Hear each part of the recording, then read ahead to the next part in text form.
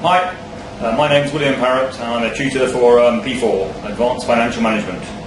You should now be coming towards your P4 preparation. I'm just here to give you a quick chat about some of the things you need to know, some of the things you need to be doing. First of all, what must you do? It's know the core topics. I'm not going to run through what those topics are, you should know that. What should you view it as? And the topics, the basic learning and the tools in your toolbox. And what else have you got to learn? It's how to apply those tools within questions. And that's absolutely key at this level. And the only way you get good at that is by practicing and working questions. What else do you need to do? It's try and know the examiner. And how can we try and know the examiner? How can we try and get to know him? Well, first of all, what can we do? And we can work past questions. And he's been our examiner since about 2010. And so questions from 2010 onwards are written by the current examiner. Those are the best ones to work. What else? You can read articles that he's written. I'm afraid if you don't read the examiner's articles, you're very much putting yourself at a disadvantage. Those are topics which are highly likely to be examined. What else is perhaps worth doing? Read a couple of the exam reviews. He writes a review immediately after each exam, and by reading those reviews you'll find out what he likes and what he doesn't like, and that's surely useful information to you. What else must you make sure you're happy with? And it's the exam format. And within the exam, what do we have? We have a section A, and in that section A there's one big question worth 50 marks. Traditionally, and I expect this to continue, you'll be asked to present a report. What else? There's 4 professional marks, and those professional marks are absolutely crucial to you. Very few people pass P4 with a very high mark, and in order to get over 50, you want to get as many of those professional marks as possible. How do you get them? Well, the first thing is your calculations and your report should be separated. And the calculations go in an appendix, and then separately you have your report. The examiner, your marker, is perfectly happy that your appendix comes first. It feels the wrong way round, but we know the constraints of the exam booklet you're using. Do your appendix, do the bulk of your calculations. Once you've done that, hopefully, you've got some thoughts what you're going to write about. Leave perhaps a page spare, because in case you need some more calculations, you've got some spare space. And then what do? You start your report on a new piece of paper. Make sure you have the report headings. There's marks available for this. And when you're writing your report, make sure you use good structure. You want subheadings, and make sure in those subheadings you're answering the requirements within the question. Also make sure in your report you have an introduction and a conclusion.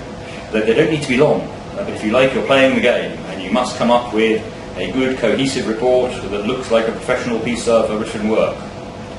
What else? We then have section B, and in section B there's an element of choice. There's 3 25-mark questions, and you have to do 2 of them. What else would I suggest? Before you go into the exam, think what is going to be your exam technique. Are you going to do the section A question first, or will you do one or both of the section B questions you need to do? And I think it's important to decide what your exam technique will be so you don't waste time in the exam. People sometimes end up wasting time, starting a question, stopping, starting another question, etc. And you need to have a think, what's going to be my exam technique, and then stick to it, and it stops you panicking. What else would I say? What about your approach within the exam? Well, within the exam, what have you got? There's about 50% calculation and about 50% discussion. And you must try and come up with a balanced script. It's very hard to pass this exam by just doing the calculations, and it's very hard to pass it by just doing the discussion. Let's have a think, first of all, about the calculation bits. In the calculation bits, please follow the instructions. Our examiner is normally very good at telling you what to do. And as long as you're following those instructions, you should be coming up with a reasonable result. If it's something quite straightforward, he will expect you to know how to go about it. What else would I say on the calculations? Please use roundings. It saves you time. I'm afraid your marker, the examiner, is just interested in your methodology and not in you being accurate to the nearest dollar. It saves you time, it keeps your numbers small, and it's much easier to finish the paper in the time available. Please try and keep your workings neat. It's much then easier for your marker to follow what you're doing. And equally, provide an audit trail. In many P4 questions, there's many ways that you could answer the question. And so what do you need to do? Try and give some little words. What are you trying to say? And what do you think the numbers mean? Because otherwise your marker can be faced with a sea of numbers, all of which are wrong. He doesn't know what they're supposed to be, and I'm afraid you can end up with very low marks. And so say, I think this is the number of shares in the company after the acquisition. I think this is the value of the company after the acquisition, and therefore I think this is the share price after the acquisition. Even if your numbers are wrong, if your logic is good, you will get the marks. What else? Please never give up on the calculations, and please come to a conclusion. A classic example is NPV questions. There's always been good marks available for adding up your cash flows, doing the discounting, coming to the NPV and saying what it means, and we should all be able to do that. And very often people give up because they think their numbers have gone horribly wrong. Well, even if they have gone wrong, carry on and get the easy marks. What else? If necessary, make things up. Never let the question stop you coming up with an answer. And if you can't find what you think would be a reasonable discount rate, make up a number and say, I'm going to discount at 11%. And okay, you lose the marks for not having calculated the discount rate, but you can get the other marks and you can carry on with the question. Equally, if your cash flows are looking stupid and your NPV is either massively big or massively negative, just make up some numbers and say, I'm assuming the sales are. And once again, it means you can come to a reasonable conclusion, and it means you can carry on and answer the rest of the question.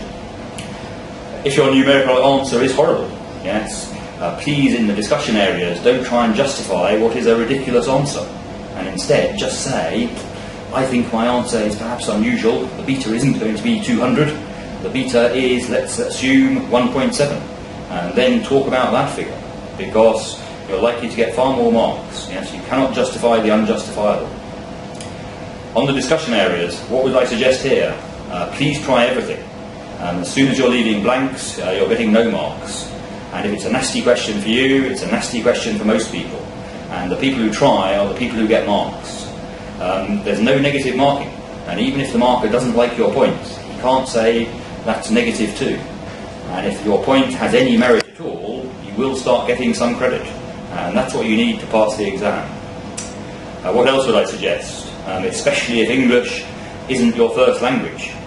What you need to do with your English, and keep the sentences short, sharp, punchy, and full of meaning. And in that way, your marker can read it easily, can see the point you're saying, and can give you the mark. Please don't write big fat paragraphs that go on for half a page. It's very difficult for your marker to read. It's very difficult for your marker to understand the meaning, and therefore it's difficult for them to give you marks. Each paragraph should be 3-4 lines long and no longer, and then leave a gap and start your next point, your next paragraph. And that's much easier for your marker to read. It's a much nicer presentation, and because of that you'll get all the marks you deserve. What else? Please make sure you come up with enough points, and if there's 5 marks for a discussion area within the question, please try and come up with 5 points, and you must practice this before the exam.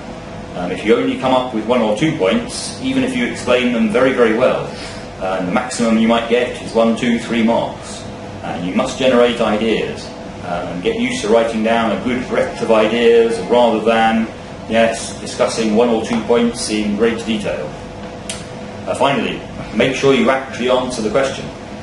And if the question is asking for limitations, you have a heading which says the limitations include 1, 2, 3, 4. Be very deliberate. All too often people just waffle, and yes, it's good stuff they're saying, but it's not really answering the question, and once again it becomes very difficult for your marker to award you marks. Those are my suggestions for P4. It's never an easy paper, but it's very passable, as long as you've done the work and as long as you've practiced questions. I wish you all the best of luck in your qualification. Thank you.